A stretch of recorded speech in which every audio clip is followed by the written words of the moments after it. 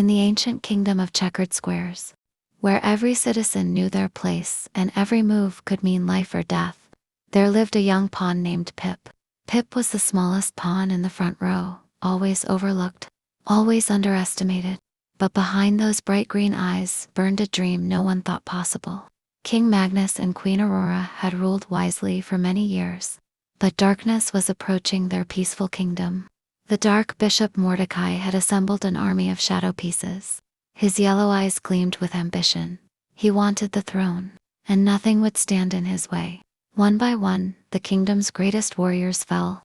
The mighty knights, Sir Galop and Sir Stride, fought bravely, but even their famous, L-shaped attacks couldn't stop the endless dark tide.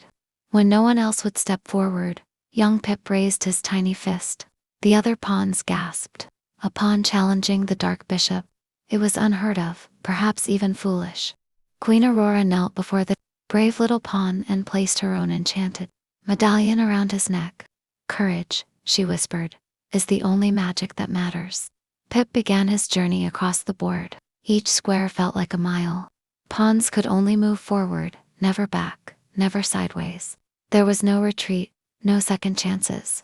The dark rook blocked his path, a monstrous tower of shadow and stone. Its red eyes burned with ancient malice. Any sensible pawn would have surrendered.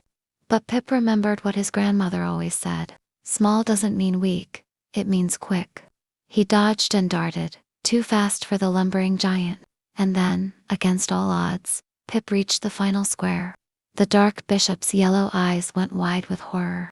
He had forgotten the most powerful rule in all of chess. When a pawn reaches the other side, it becomes a queen. Golden light exploded across the battlefield as little Pip transformed into the most powerful piece on the board. With the power of a queen, Pip swept across the board with unstoppable grace. The dark bishop fell. His army scattered like shadows at dawn. The kingdom was saved. The kingdom celebrated their unlikely hero. King Magnus named him the guardian of the realm, and Queen Aurora smiled, for she had seen the courage in him all along. And so, the smallest pawn became the greatest champion. For in the game of chess, as in life, it's not where you start that matters, but how bravely you play the game.